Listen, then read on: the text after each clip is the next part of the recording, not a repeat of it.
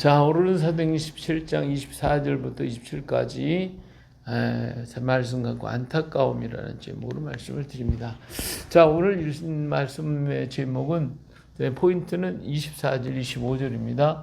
우주와 그 가운데 있는 만물을 지으시는 하나님께서는 천지의 주제시니 손으로 지은 자는 계시지 아니하시고 또 무엇이 부족한 것처럼 사람의 손으로 섬김을 받으시는 것이 아니니 이는 만민에게 생명과 호흡과 만물을 친히 주시는 이심이라 이렇게 하신 말씀이죠.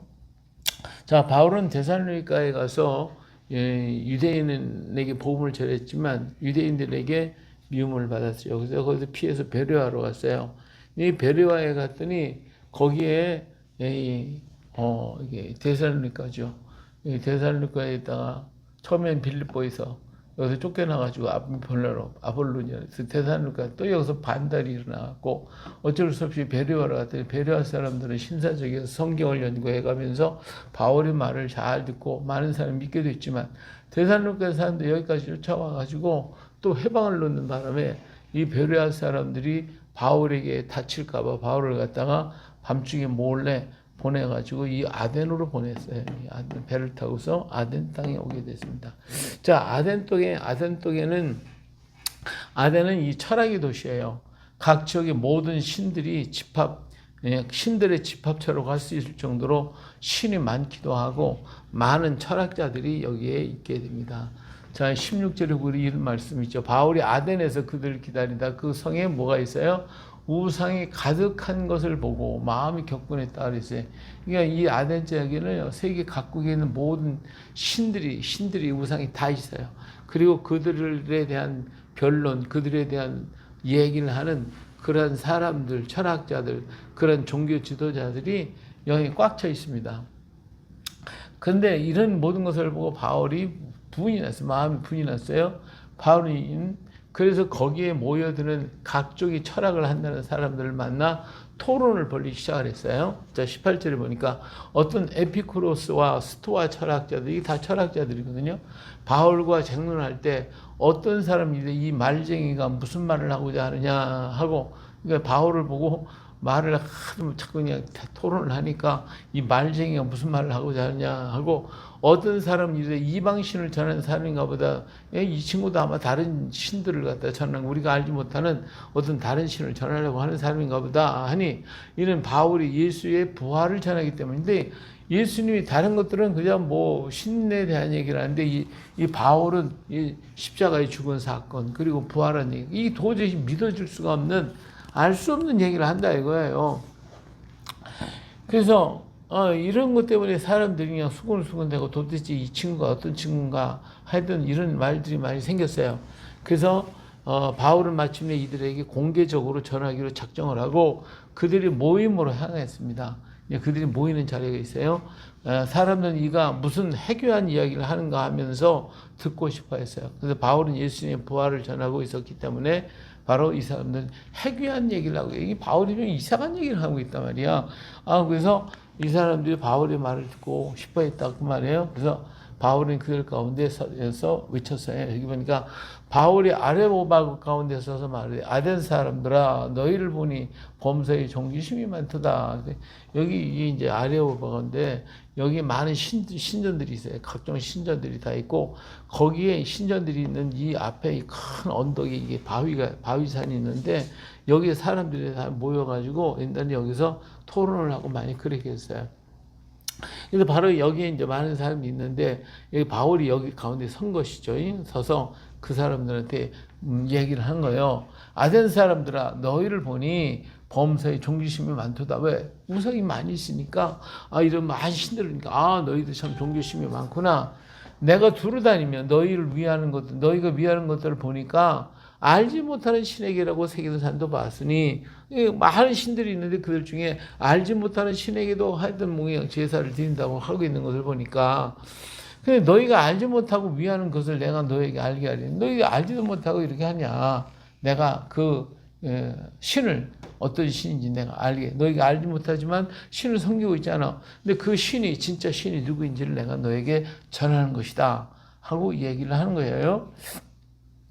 자, 그러니까 사람들이 막 그냥 이제 귀가 쫑긋해서 이제 듣기 시작을 하죠. 자, 알지 못하는 신들이, 성경에 신들이 많다.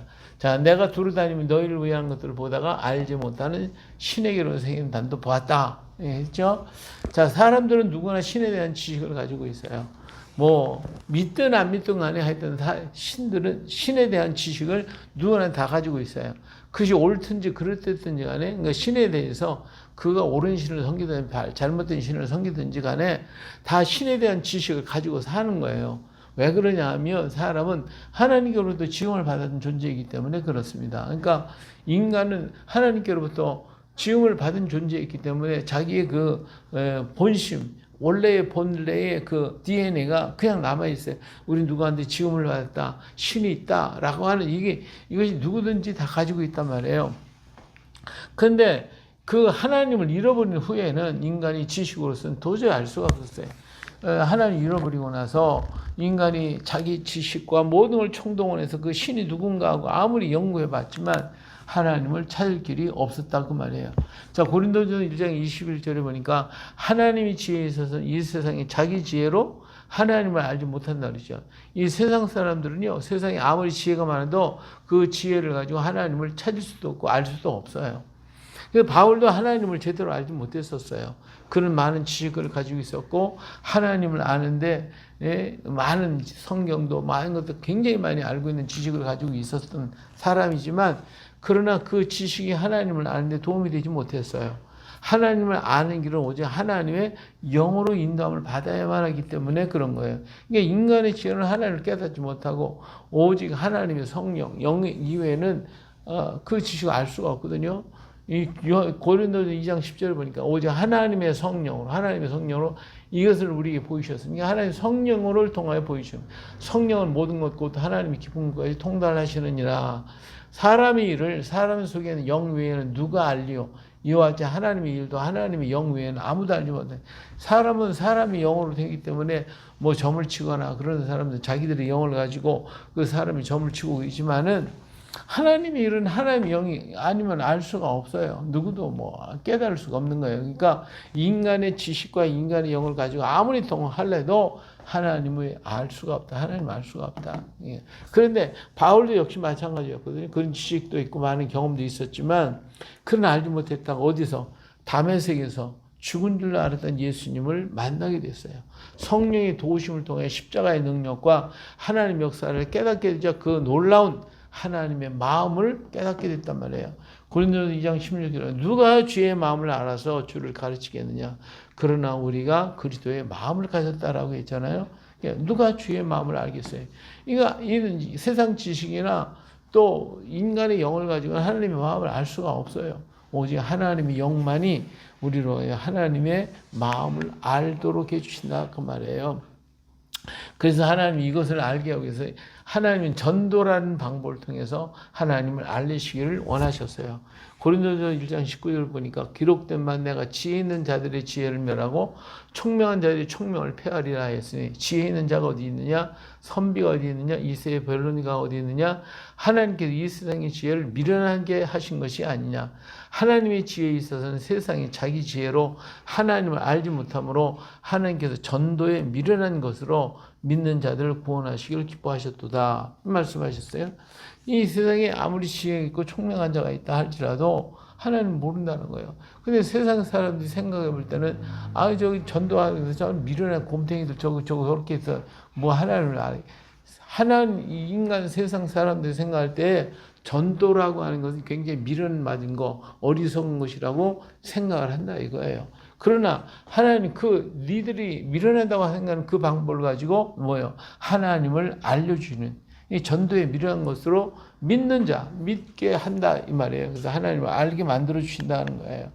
자, 그래서 이처럼 우리 하나님은 어떤 방법을 통해서라도 하나님을 알려주기를 원하고 계셔요. 창조주의 하나님, 신이 우리를 사랑하시는 하나님, 역사하시는 하나님을 알게 되기를 원하셨어요. 자, 바울의 간곡한 기대는 모든 사람이 하나님 뜻인 예수 그리스도를 알게 되는 것이 바울의 간절한 소망이에요. 사도행전 17장 3절에 뜻을 풀어 그리스도가 해를 받고 죽은 자 가운데서 다시 살아나야 할 것을 증언하고 이런 내가 너에게 전한 이 예수가 곧 그리스도라. 이 바울은요, 어디를 가든지 예수님이 그리스도다, 예수님이 다시는 구원자다, 그리스도시다 라고 하는 걸 전하기를 원했고, 그것을 모든 사람이 다 알려서 다 구원받게 되기를 얼마나 원했는지 몰라요. 그런데 이 예수 그리스도 세상의 지혜를 알 수가 없어요. 이것은 예수 그리스도는 감춰진 하나님의 지혜이기 때문에 그래요. 사도행전 17장 7절에 보니까 오직 은밀한 가운데 있는 하나님 지혜, 하나님 지혜가 은밀한 가운데 있어요. 예, 곧 감춰졌던 거예요. 지금까지 다 감춰져 있던 거예요. 하나님이 우리의 영광을 위하여 만세전에 미리 정한, 하나님은 미리 만세전부터 이 역사를 계획하고 준비하고 그랬지만 이건 감춰진 것이고 은밀한 것이라서 세상의 지혜로는 알 수가 없었다라고 하는 것이죠. 그러나 이 하나님의 지혜는 만세전에 이미 정해 주신 것이다. 하나님이 이것을 알리시기 위하여 많은 선지자를 보내셨지만 사람은 이것을 알지 못하고 오히려 선지자를 배척하고 미련하다고 곰탱이라고 이렇게 얘기했단 말이에요. 그런데 자, 오늘 10절 말씀에 오직 하나님의 성령으로 이것을 우리에게 보이셨으니 성령은 모든 것 곧 하나님의 기쁨까지 통달하신다고 그랬어요. 그러니까 성령이 임하면 이 모든 걸 다 알 수가 있는데 성령 받지 못하니까 알 수가 없죠. 하나님의 지혜를 알 수가 없는 거예요. 11절에 사람의 일을 사람의 속에 있는 영외에 누가 알리요? 이와 같이 하나님의 일도 하나님의 영외에는 아무것도 알지 못한다고 그랬잖아요. 그러니까 하나님의 성령을 통해서만 하나님의 은밀한 것을 깨달을 수가 있는 거예요. 그렇기 때문에 우리가 뭐예요? 성령을 받아야 합니다. 하나님의 영만이 하나님의 기쁜 것을 알게 하기 때문에 그래요. 사람의 일을 사람의 속에 있는 영 외에 누가 알려? 이와 같이 하나님 일도 하나님 영 외에는 아무도 알지 못한다고 분명히 얘기했잖아요. 그러니까 그래서 이러한 일을 생각해 볼 때 바울이 너무 안타까운 거예요. 왜 하나님의 일을 알기를 원하셨는가? 예? 바울이 왜 이 하나님 일을 알기를 원하는가? 바로 그것이 하나님의 마음이기 때문에 그랬던 거예요. 하나님의 마음을 좀 알아야 그래야 그들이 구원을 받을 수 있는데 이걸 깨닫지 못하더라고요. 그래서 누가 주의 마음을 알아서 주를 가르치겠느냐. 그러나 우리가 그리스도의 마음을 가졌느니라. 주의 마음을 알아야 주의 마음을 갖게 되고 이것이 바로 구원에 이르는 역사가 있기 때문에 바울의 안타까움은 전부 다 성령 받아갖고 하나님을 좀 마음을 좀 알았으면 좋겠다. 이것이 바울의 간절한 마음입니다. 자, 하나님은 어떤 마음입니까? 하나님은 오직 사랑뿐이에요. 그 사랑이 예수 그리스도 십자가로 나타났지만 사람은 그 십자가를 미련한 미련한 것이라고 알고 있어요. 그래서 가까이 하려고 하지도 않아요. 오히려 배척하지. 근데 바로 그 십자가가 뭐예요? 인간을 향한 하나님의 능력이 하나님의 사랑이란 말이에요. 고린도전서 18절에 있잖아요. 십자가의 도가 멸망하는 자들에게 미련한 것이요. 구원받는 우리에게는 하나님의 능력이에요. 그런데 세상이 알아기를, 이 십자가, 이거 뭐, 사형틀, 그 악한 거, 더러운 거, 이거 자꾸 안 믿어요. 받아들이잖아요. 근데 그것이 하나님의 마음이란 말이에요. 그것이 우리를 향한 하나님 절대적인 사랑이란 말이에요. 그래서 이것을 깨닫는 길은 성령 받아야 된다라고 하는 이것을 이 바울이 안타까워하는 것이죠. 그래서 우리가 바울이 원하는 게 뭐예요? 성령을 구하라는 것이죠. 그리고 하나님이 우리를 향한 사랑을 알고 그것이 바로 사는 길이라고 하는 것을 강조하고 싶었던 것입니다. 그래요. 오늘 시대 속에서 우리가 하나님을 아는 방법은 다른 거 없어요. 인간의 지식으로는 도저히 안 돼요. 하나님의 영을 받아야 돼. 성령 받아야 돼. 오늘 오순절 성령 강림절에 이 제자들이 12제자들이 그냥 감옥에 숨어 있다가 예수님 십자가의 부활 사건도 보기는 봤고 듣긴 듣고 알고는 알고 있지만 이게 무슨 뜻인지 몰랐단 말이에요. 그런데 성령을 받고 나니까 그 큰 역사 하나님 놀라운 사랑을 깨닫고 보니까 그들은 가만히 숨어 있을 수가 없었어요. 그래서 문을 박차고 뛰쳐나가서 모든 사람들을 봐서 외칠 때에 성령이 그들 가운데 임하게 되었고 하루에 3,000명이 회개하는 놀라운 역사가 일어났다 그 말이에요.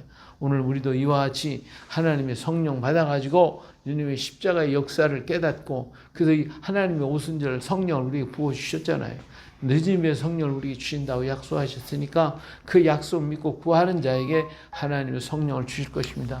이 성령 받아가지고 하나님 깊은 것, 하나님 마음을 깨닫고 그래도 우리도 그렇게 주의 마음을 본받아서 가서 전하고 증거하고 드러내는 믿음의 사람, 용기의 사람, 하나님의 사람 되시길 주의 이름으로 축원합니다.